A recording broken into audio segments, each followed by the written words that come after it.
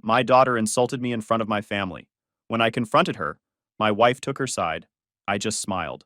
The next day, I cut them both off financially, filed for divorce, and watched them lose their minds. Hey, Reddit, buckle up and grab your popcorn. This one's way messier than you're thinking. Name's Martin, 42 male. 18 years of marriage. Raising a daughter. Working myself half to death as a plumber so they could have everything they wanted. All of it went up in flames at my parents' anniversary dinner. The whole family was there. Mom and dad celebrating 40 years together. My sister and her husband. A couple of cousins. My brother Ray. Everyone gathered around the table while my daughter Monica sat at the end with her eyes glued to her phone. 19 years old, sophomore at university, treating the family dinner like it was some kind of chore. My dad tried to bring her into the conversation, asked about that competitive business internship program she'd gotten into. She barely looked up from her screen. I mean, it's not like I want to end up like him, crawling under sinks and fixing toilets for the rest of my life. The table went silent. My mother's fork stopped halfway to her mouth. Ray's jaw tightened. That was straight up disrespect for everything I'd done for her. I set down my glass and told her to apologize. That's when Danielle's head snapped toward me. Don't talk to her like that. She's just expressing herself. She's being disrespectful. She's allowed to have opinions, you know. You're not going to bully her into thinking small just because you settled for less. My own wife, in front of my entire family, taking our daughter's side while she trashed the work that paid for their entire lifestyle. Ray started to say something. I shook my head slightly. Not worth it. My mother tried to salvage the moment with some comment about dessert. The conversation moved on, but something had snapped, and it wasn't getting fixed. The rest of dinner passed in a blur. I went through the motions, smiled when expected, made small talk, but inside I was doing math. Ray pulled me aside in the parking lot after. Wanted to say something to them about how out of line that was. I told him no. He studied my face with that look he gets when he knows I'm way too calm. Told me he'd be ready when I needed him.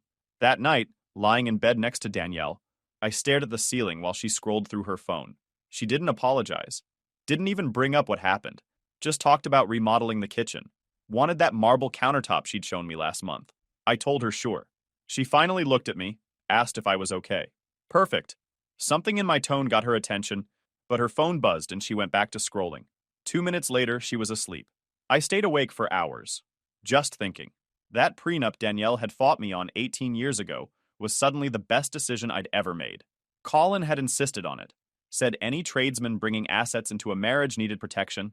Danielle complained for months. Made me feel guilty for even suggesting it. She'd signed it eventually, after her own lawyer reviewed it, after I'd agreed to pay for her car, after I'd put her name on the joint checking account for household expenses.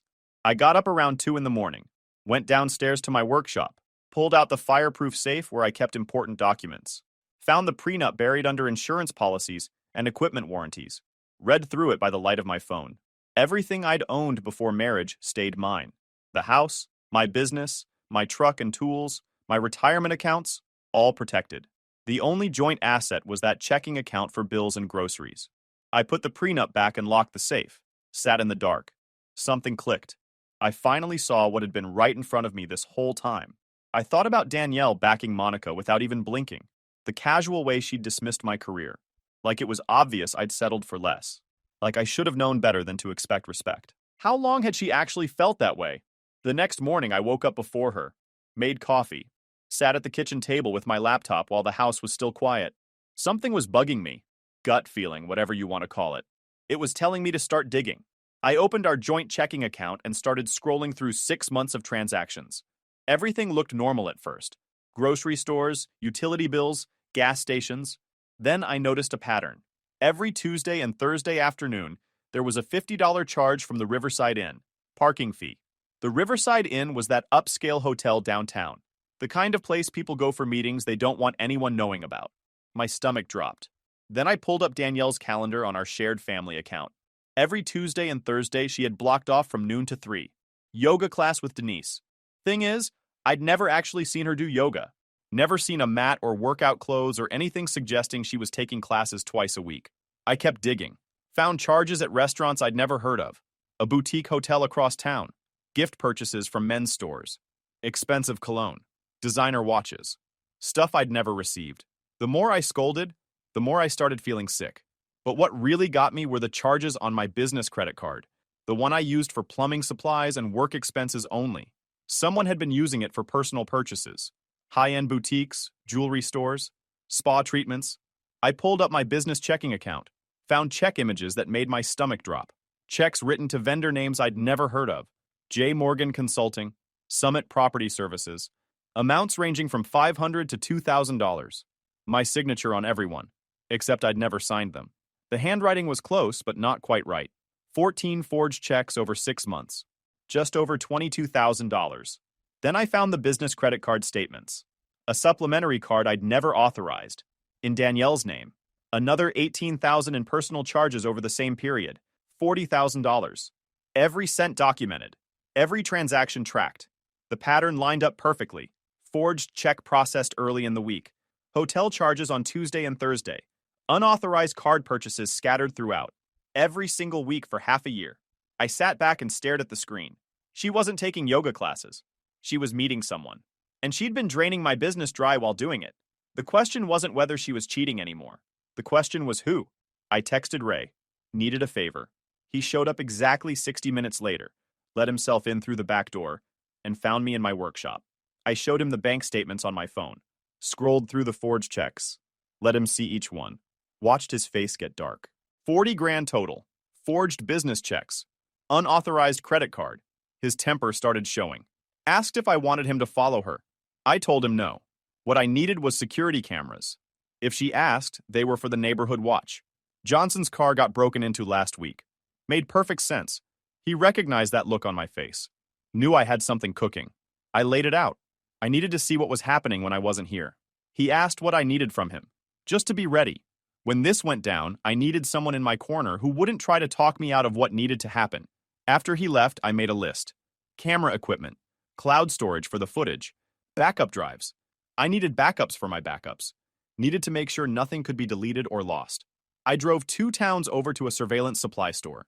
Paid cash for 3 top-tier cameras with wireless connectivity and cloud backup.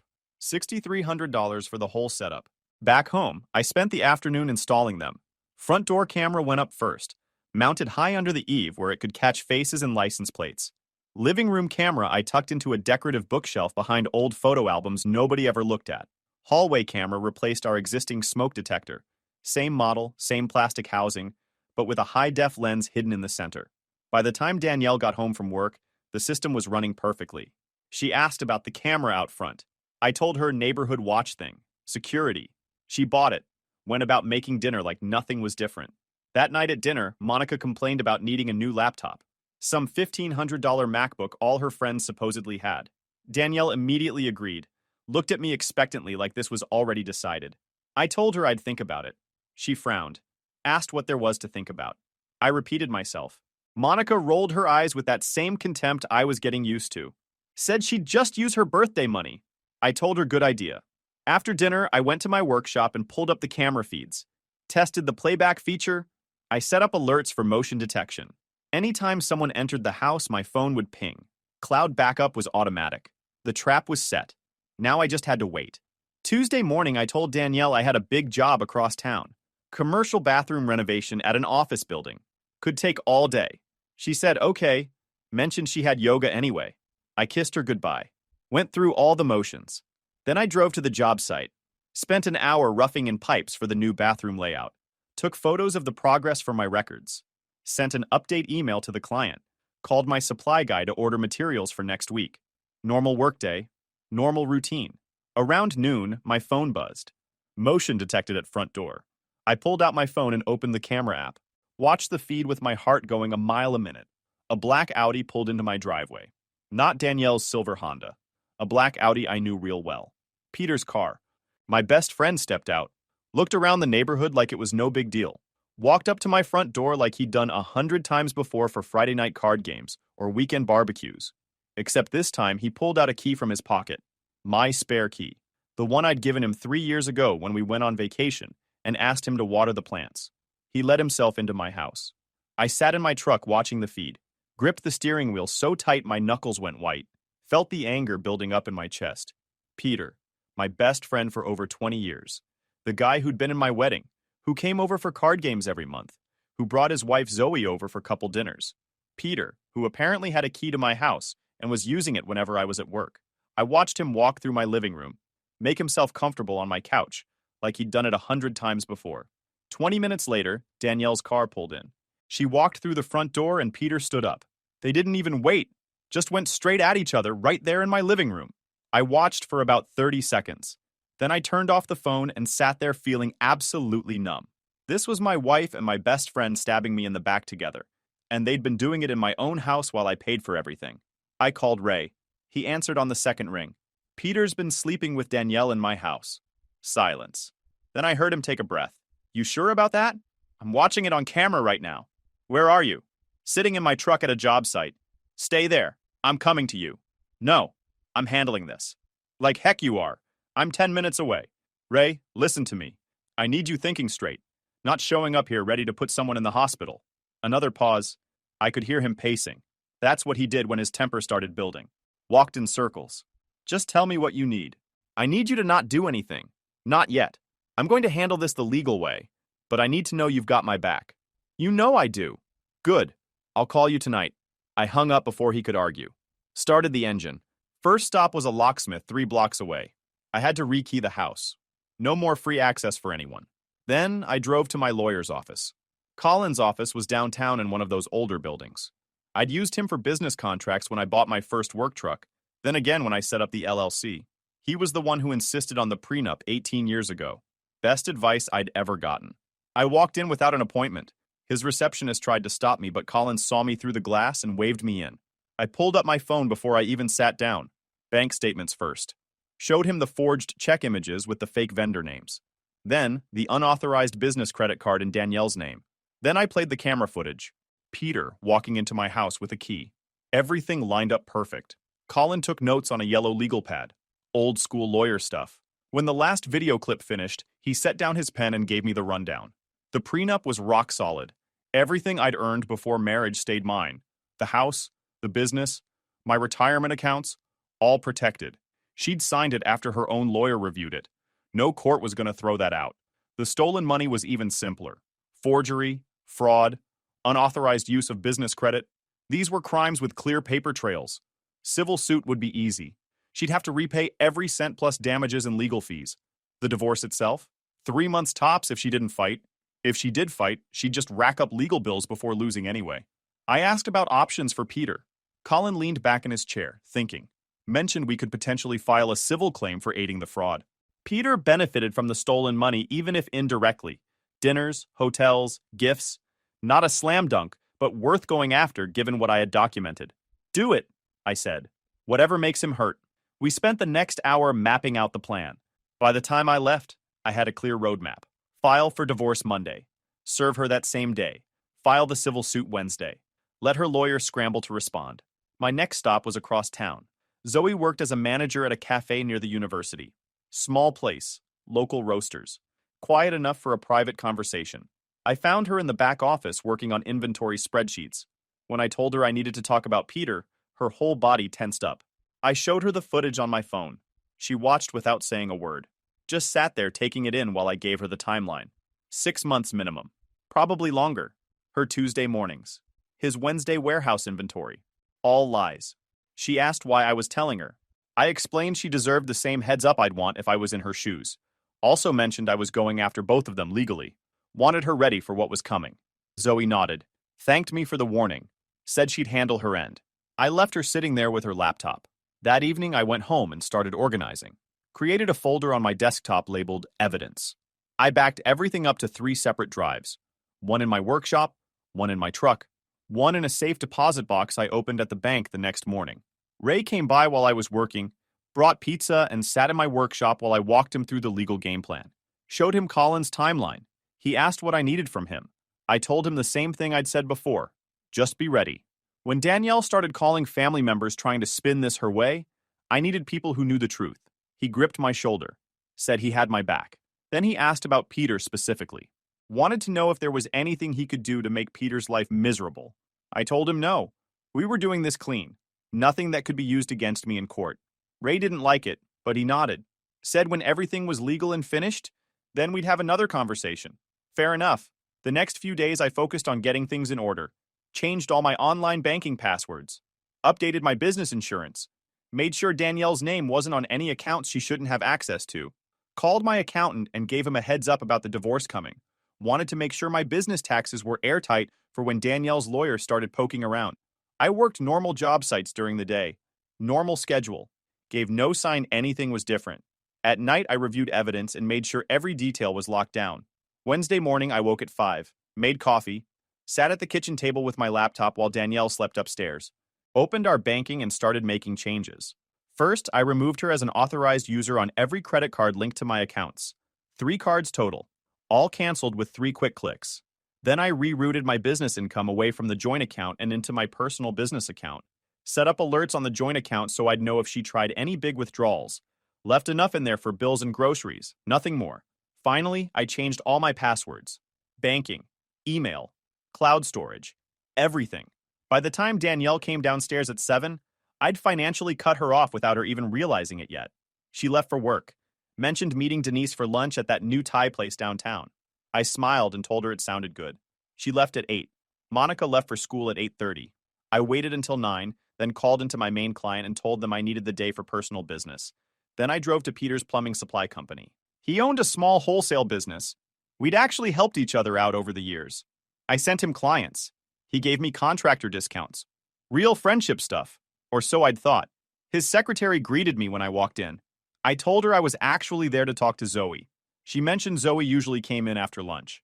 Told her to let Zoe know I'd stopped by. Needed to discuss something about the neighborhood association.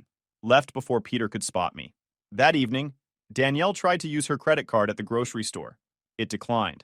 She called me right away, voice sharp with irritation. I told her the bank flagged some suspicious charges. Had to cancel all the cards while they investigated.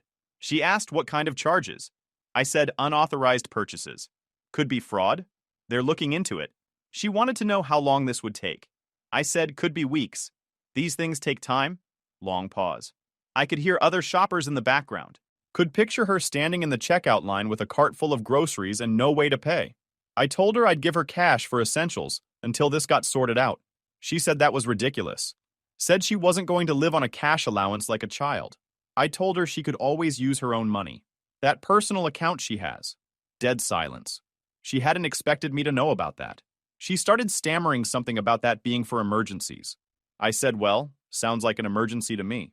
She hung up without saying goodbye. The next day, Monica tried to gas up her car. Card declined. Tried to buy lunch at the campus food court. Declined again. By 3 p.m., my phone was blowing up with her texts demanding I fix this. I didn't respond to any of them. Let her sit with the embarrassment. Let her feel what it was like when the money stopped flowing. Thursday morning, Monica came storming into the kitchen waving her phone, demanded to know what was going on. I told her bank investigation. Her mom knew about it. She said this was unacceptable. She had things she needed to buy. I told her to get a job. Lots of kids her age work. She stared at me like I'd just told her to jump off a bridge. I took a sip of coffee. Mentioned I seemed to remember someone at dinner saying they didn't want to end up like me. Maybe this was a good chance to learn about financial independence. Her face went red.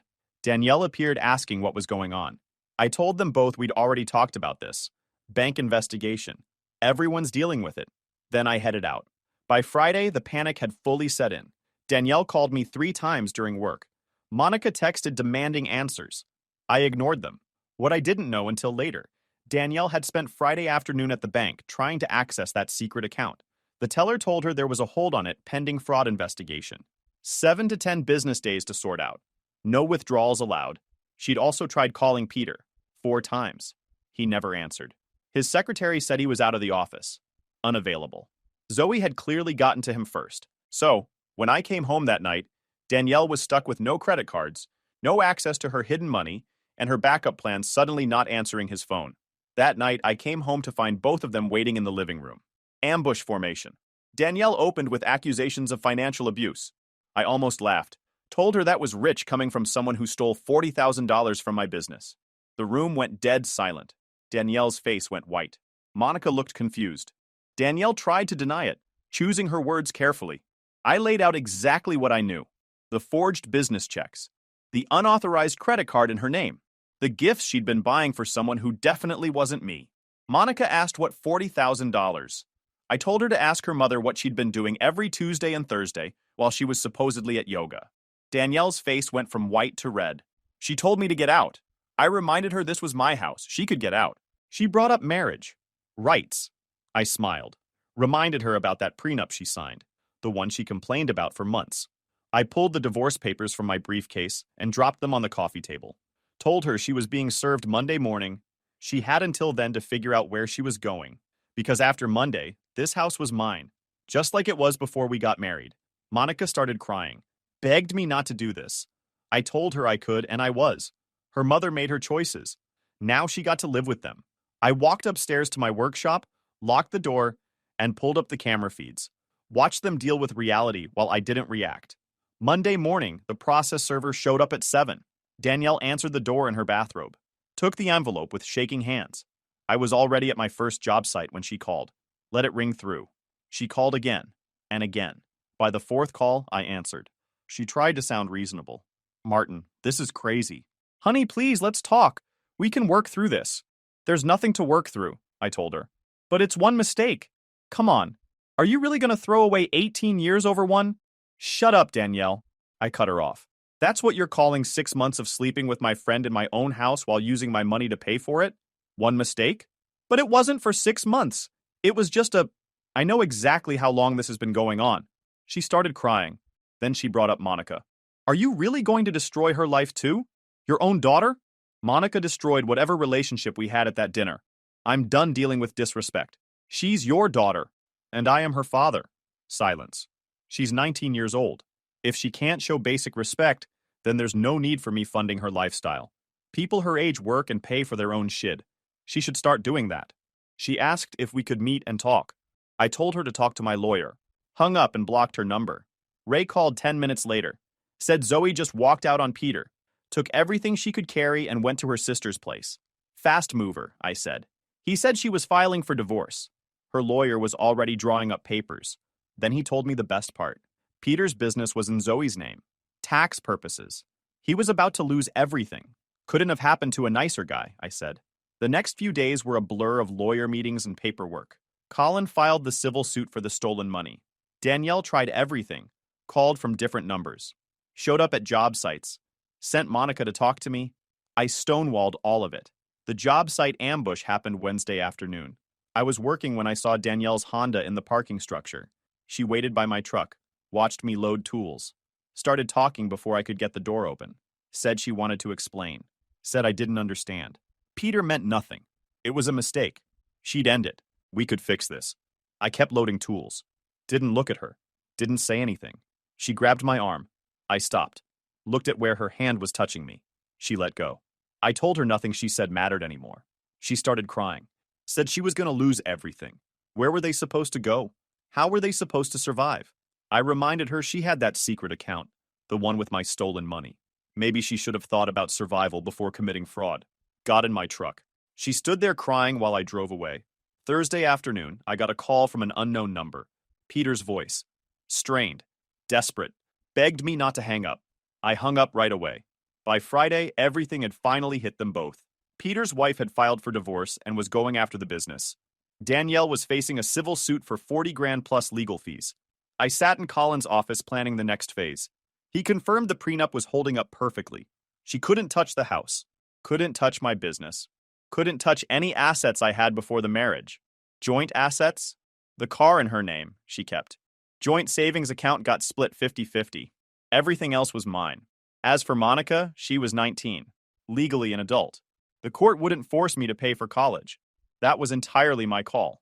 I told Colin I wasn't paying a cent. She made it clear she thought I was beneath her. Time for her to learn what life was like without my money. The divorce proceedings moved like clockwork. Danielle's lawyer tried challenging the prenup on grounds of duress. Claimed she'd been pressured into signing. Colin tore that argument apart in under 10 minutes. Produced emails where Danielle's own attorney confirmed he'd reviewed every clause with her. Showed the court she'd had 3 weeks to consider it before signing. The judge barely looked up from the paperwork before shooting it down. The civil suit was even more straightforward. Danielle's lawyer tried the marital property angle, argued she had a right to access joint funds. Colin walked the judge through each forged check, pointed out the fake vendor names, showed the unauthorized business credit card she'd opened without my knowledge or consent, laid out the timeline of theft alongside hotel charges and gift purchases. The judge ordered full restitution plus interest and legal fees. 90 days to pay. I sat in the back of the courtroom, watching Danielle's face crumble. Monica sat beside her mother, crying into her hands. After the hearing, Colin and I went over the final asset division in the courthouse hallway. She got her Honda and half of the joint savings account. Came out to maybe $8,000. Everything else stayed mine. 3 months of legal stuff to take apart 18 years of marriage. The paperwork was already filed. I'd be officially single by the end of the week. I walked out into the parking lot where Ray was waiting. He read my face and knew. We drove to a diner near the industrial district, ordered burgers we barely touched, and sat there without saying much. Ray eventually said what I'd already been thinking. Danielle would try coming back once reality really sank in. Once she was struggling to make rent and pay off that judgment. I told him it wasn't going to work. That door was welded shut. He was right about the timing. Took exactly 14 days. I found the letter in my mailbox 2 weeks after the divorce was final. Handwritten on nice stationery. No return address. She must have had someone else mail it to avoid the postmark showing where she was living now. I read it standing at my kitchen counter. Apologies, regret, promises to change, how she still loved me, how we could rebuild if I'd just give her a chance. I ripped it into pieces and tossed it in the fireplace. Watched it burn while I finished my coffee. Monica tried a more direct approach. Showed up at a commercial job site where I was running new pipes for a restaurant renovation. I saw her car in the parking lot and ignored it. Kept working. She called out from across the work area. Wanted to talk. I told her no. She started with apologies. The dinner. The things she said, covering for her mom. Said she was wrong about everything. I stayed focused on the pipe fitting I was torquing down. Then she got to what she actually wanted. Money. University funding. Said community college wasn't cutting it. Promised to pay me back after graduation. Still refused. She kept pushing. I spelled it out for her. She'd known about the affair. Yes, I found out she knew about it the whole time. Helped cover it up. Insulted my work in front of my family. Treated me like garbage while I paid for her entire life. Those weren't accidents. Those were choices. Monica, I spent 19 years raising you. Gave you everything you wanted. And you thanked me by calling my work worthless. Your mom thanked me by sleeping with my best friend. You both made your choices. Now you get to live with them. I packed up my tools without responding. She was still standing there when I drove off. 3 months later, I sold the house. Couldn't be in that space anymore. Every room reminded me of the lie I'd been living. Put it on the market on a Tuesday. Had 3 offers by Friday. Sold it for $15,000 over asking to a young couple with a baby on the way. Closed in 30 days. Found a downtown apartment instead. Modern building, 2 bedrooms, big windows with city views. Top floor unit. Dedicated parking spot in the garage. The rent was easy. Signed a 2-year lease and moved in. I started taking on bigger commercial contracts. Office buildings. Hotel renovations. A medical center that needed a complete plumbing overhaul. The kind of work that required proper licensing and insurance. And brought in real money. Set up a proper scheduling system. Got business cards printed. Built a website. Started bidding on municipal contracts. One night while I was going through project bids at my dining room table, my phone buzzed with a text from Colin. Short message. Peter had filed for bankruptcy. Zoe's divorce attorney had gone for blood. Took the business, the house, set up child support that ate most of his remaining income. He was working as an hourly employee now at the company he used to own. I showed the text to Ray when he stopped by with takeout. He read it and grinned. Said it was beautiful. Yeah, I said. It really is. We ate without talking for a while. Ray was the only person who'd been there through the whole thing. The only one who knew every move I'd made. Peter's been trying to reach out to people. Mutual friends. Asking if anyone's heard from you. What did you tell them? That you're done with him. Anyone who wants to stay friends with both of us needs to pick a side. And nobody picked him. Every single person went with you. He's got nothing left but his own regrets. 3 months after the divorce was done, Zoe called. We'd stayed in touch here and there. 2 people who got burned by the same 2 people tend to look out for each other. She mentioned Peter had been trying to get hold of her. Wanted to make up. Said he made a terrible mistake. She said he should contact his lawyer if he had questions about the divorce settlement. Otherwise, leave her alone. Smart, I said. Then she mentioned he'd asked about me too. Wanted to know if I'd be willing to meet with him. Said he wanted to apologize, make amends. Apparently, he was in some 12-step program now. I actually laughed. Told her he was using a recovery program to worm his way back into people's lives. She asked if I was interested. I told her actually, yeah, I was. Tell him I'd meet with him. Next Tuesday, that coffee shop on Hamilton Street, noon. The truth was, I didn't need closure, didn't need to hear him say sorry, but I wanted him to see I was doing better than ever. And part of me just wanted to see him squirm. Tuesday morning, I took my time getting ready. Put on newer work clothes, company polo with my business logo. Drove the new truck I'd bought 2 months before, F-250, with all the bells and whistles and my company name on the door panel. I got to the coffee shop 15 minutes early, got a corner table with a clear view of the door, ordered black coffee and waited, watched people come and go. At exactly noon, Peter's car pulled up. Not the Audi anymore. That was Zoe's now. He drove a beat-up Honda Civic with a dent in the passenger door, parked way in the back of the lot like he was embarrassed. He sat in the car for a full minute before getting out, probably working up the nerve, or practicing whatever he was going to say. When he finally walked in, I barely recognized him. He'd dropped at least 30 pounds, probably from stress, not from the gym. His clothes hung loose. Hair needed cutting, dark circles under his eyes. This wasn't the confident, put-together Peter I'd known for over 20 years. This was someone who'd lost everything and was scrambling to save something from the wreckage. He saw me and walked over slowly, thanked me for meeting him. I didn't say anything, just pointed at the empty chair. He sat down, ordered coffee, stared at his hands for a long time before he started talking. Then he went into it, said he knew I probably hated him. He deserved it. What he did was inexcusable. He'd been working on himself, trying to figure out why he did what he did. He owed me a real apology. I waited, let the silence hang. He kept going, said he threw away over 20 years of friendship, helped wreck my marriage. He was truly sorry. More silence from me. He said he knew there was probably nothing he could say to make it right, but he was trying to be better. I asked if he was finished. Then I put down my coffee cup, looked him right in the eyes. You want forgiveness? Go talk to a priest. You're talking to the wrong guy. His hands were shaking. Said he was trying to make things right. You lost your wife, your business, your house. You're working hourly at a company you used to own, living with your brother. That's accountability. I stood up, dropped a 20 on the table. Don't expect me to forgive you. I just want you to live with the fact that you blew up a 20-year friendship for 6 months with a woman who didn't even want you enough to leave me for you. He looked up at me, tears running down his face. Man, I can't live like this. I don't owe you a shoulder to cry on, Peter. I don't owe you a dang thing. You made your bed, now lie in it. I headed for the door, got in my truck and drove away. Never heard from him again. Some friends ask me sometimes if I regret it, especially cutting my daughter off. The answer is no. You don't have to waste your time, your energy, and your money on the people who treat you like dirt. I'm good. Guys, we are so close to hit 100,000 subscribers on this channel. If you are not subscribed to the channel, please consider subscribing. It really helps hit that 100,000 mark. Thanks for making this dream come true.